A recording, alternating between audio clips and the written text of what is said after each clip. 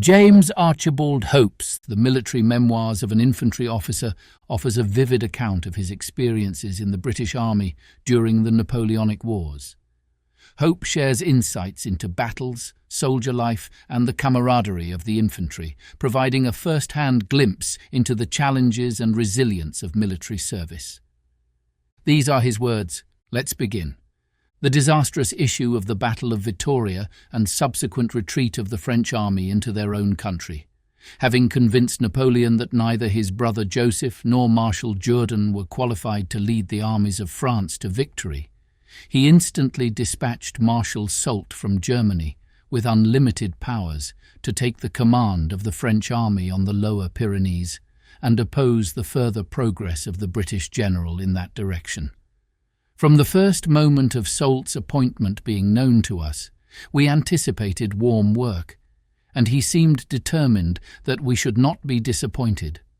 On the 23rd of July, he issued an order of the day intimating that his instructions were to drive the English from the lofty heights which enabled them proudly to survey their fertile valleys and chase them across the Ebro.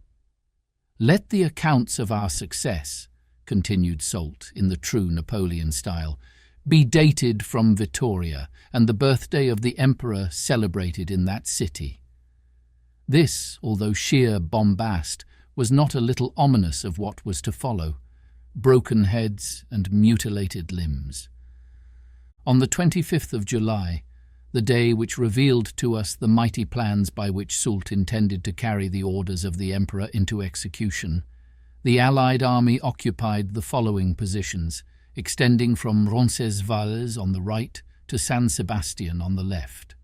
The 3rd Brigade, 2nd Division, commanded by General Byng, formed the extreme right and occupied a strong post, 300 yards into the French territory, which commanded the high road from Saint-Jean-Pied-de-Port to Roncesvalles, 5 miles in rear. This brigade was supported by the 5th Spanish Army under General Morillo.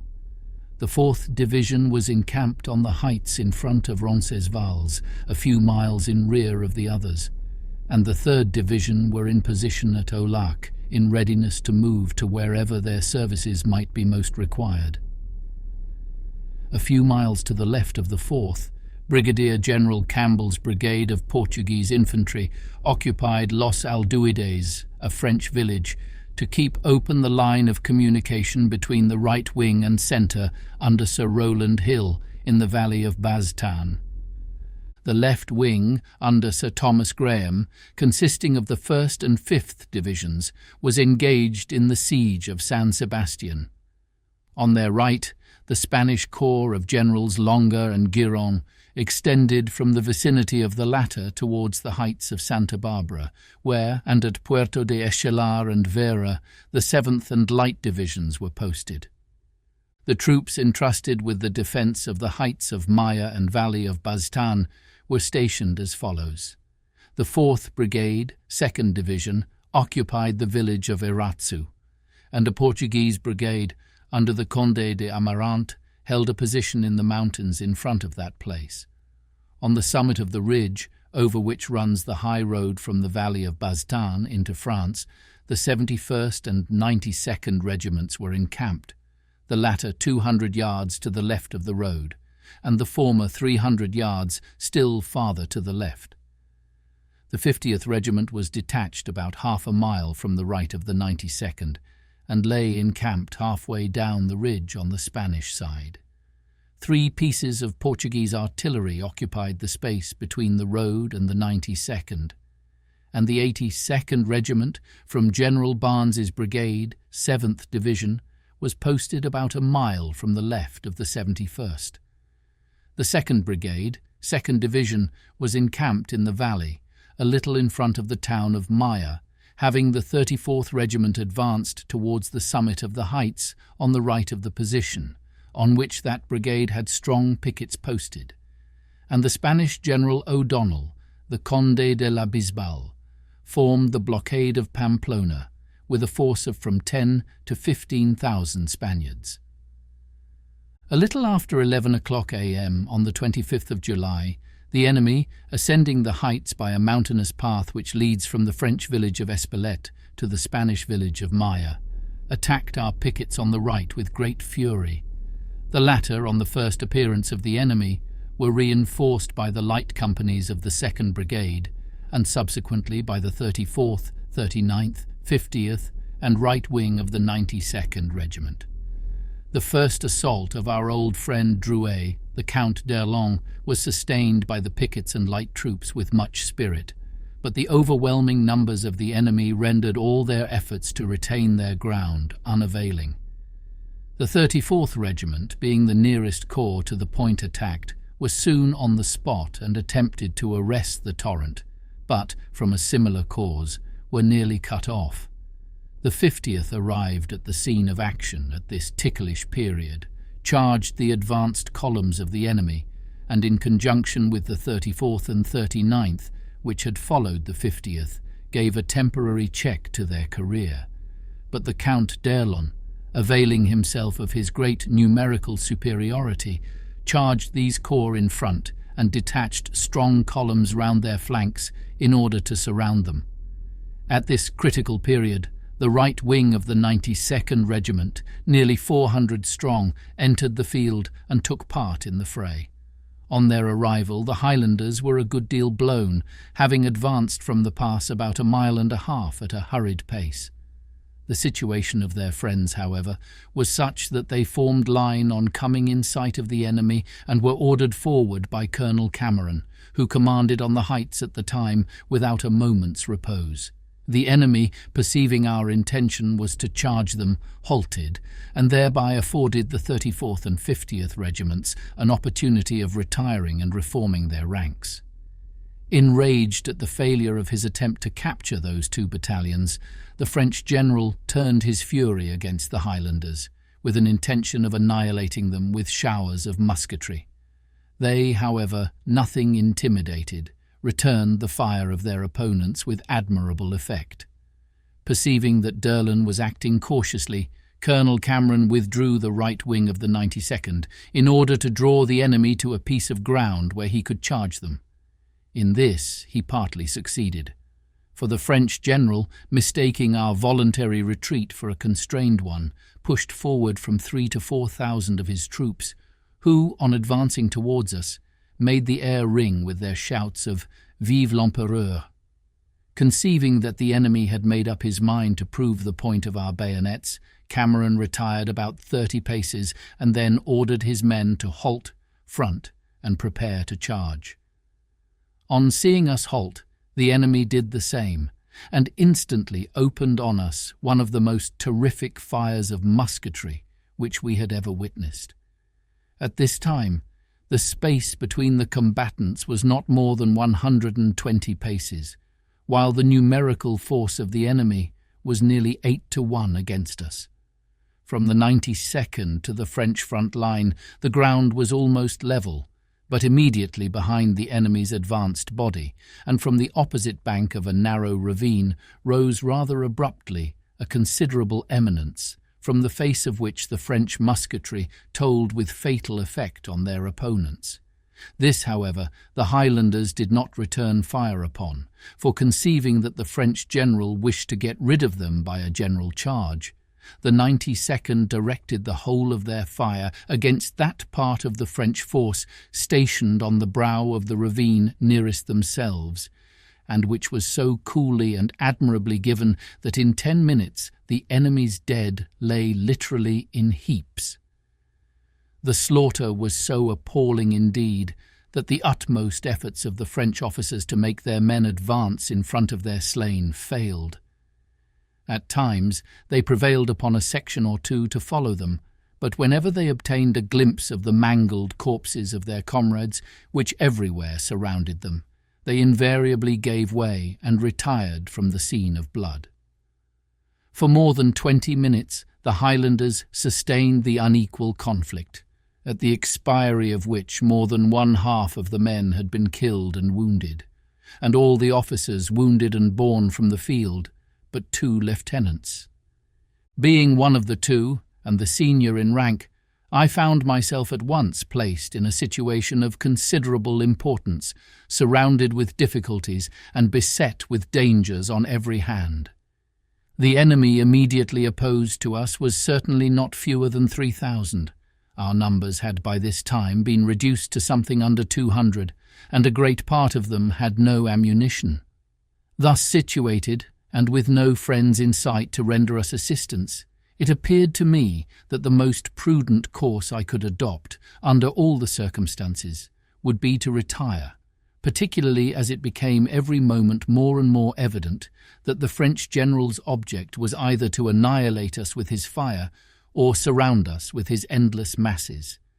We retired accordingly, pursued slowly by the enemy, and without the loss of a man, but such as fell by the terrific showers of musketry which they poured on us during the retreat. On our arrival behind the height on which we had been engaged, we found the 28th in close column, and the right wing of the 71st hastening forward to our relief. The former attacked the enemy's leading columns, but soon after moving down the hill to the right, the Bragg slashers joined the 34th and 39th regiments in the valley, and left our rear completely uncovered. Under these circumstances, the 50th and shattered remains of the 92nd right wing retired towards the pass, where General Stuart, who had now arrived from Elizondo, was making the necessary preparations to retard the progress of his opponent. Detaching the right wing of the 71st and part of the 50th to a position in rear, General Stuart, at the head of the left wings of the 71st and 92nd, awaited the enemy. The latter, after a little skirmishing, brought forward a strong body of infantry to overpower all opposition. Seeing that a general affair would be attended with no favourable result at this point, General Stuart, after a few rounds, withdrew the advanced wings, and marching them through the intervals between the 50th and 71st right wing, placed them again in position about 200 yards in rear of the latter. The enemy followed, and were warmly received by the 50th and 71st. A smart firing took place, which, as before, ended in the retreat of our friends through the intervals between the left wings of the 71st and 92nd. In this manner, each half of the troops alternately retiring, we retrograded fully a mile, when, being reinforced by the 82nd Regiment, we halted.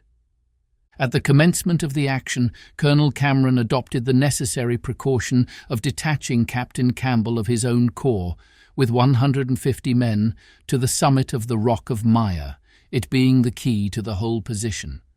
From this formidable post, the little garrison rendered us considerable service. For the face of the mountain being everywhere covered with whinstone blocks, Captain Campbell, in imitation of Andreas Hofer in the Tyrol, hurled them down on the pursuers, and frequently with great effect. But neither stones, bullets, nor bayonets checked the progress of the enemy, for the 2nd Brigade, having deviated from the natural and prescribed route, retired across the valley of Baztan, some miles to our right, and left us in numbers from 2,000 to 2,500 to contend against 8,000 or 9,000. The consequence of this false movement was such as might have been expected. The enemy, seeing the two bodies completely separated, followed up the advantages they had gained over our column, and at length pressed us so warmly that General Stuart, in order to stop the further effusion of blood in a hopeless cause, dispatched an order to the troops on the rock to retire. It was then about 7 o'clock in the evening. Fortunately, however, the cheers of the troops at the base of the hill reached the summit of it before the bearer of the order. These cheers were occasioned by the arrival of General Barnes with the 6th Regiment and some Brunswick infantry, being the remainder of his brigade. A more seasonable reinforcement no troops ever received. On the first appearance of it, our lads were perfectly frantic with joy. Being seated at the time, they, although greatly fatigued, sprung upon their feet, and then, without either asking or obtaining permission to advance, rushed down upon the enemy with irresistible force, and drove back his numerous hordes in the finest style imaginable. Taking it for granted that we had been reinforced, d'Erlon retired about a mile. In order to strengthen our line, we had received a great addition to our numbers. General Stuart caused the covering sergeants to take ground in the usual regular manner, by which operation he intended to convey to his opponent an idea that he only waited for the light of a new day to renew the combat. Marshal Soult, having attacked at daybreak the same morning the right of our army at Roncesvalles with an overwhelming force, Generals Cole, Picton and Byng, after doing everything in their power to repel the attack, were ultimately compelled to yield up their position to the enemy and draw off towards Pamplona, the relief or reprovisioning of that strong fortress being the enemy's principal object. To frustrate his designs, it became necessary for Lord Wellington to concentrate a considerable portion of his army in a position in front of Pamplona. For that purpose, we retired from Maya the same night, and after a fatiguing night's march, halted next morning at 7 o'clock on a height in front of Barueta. I believe one of the best judges now in Britain has pronounced the action of the 25th of July to be one of the most brilliant achievements performed during the late Peninsular War. Will posterity credit the fact that 2,600 British troops not only retained the key of their position, in spite of the utmost efforts of 11,000 of Bonaparte's best infantry for 9 hours to wrest it from them, but on receiving a reinforcement of 1,000 men only, actually recaptured about a mile of the ground which the enemy had acquired in the early part of the day?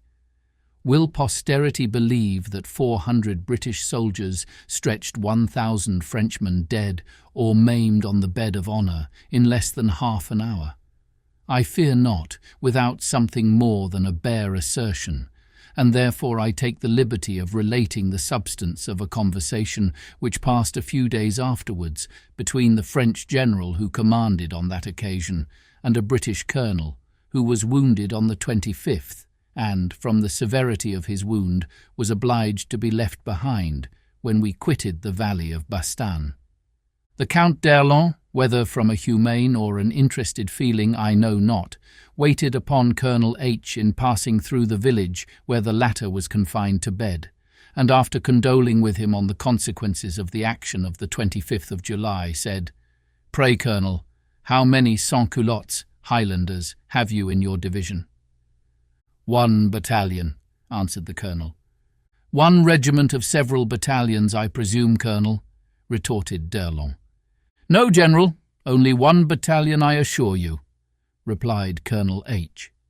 The Count then, in a playful manner and with a smile of incredulity on his countenance, said, "Come now, Colonel, don't quiz me.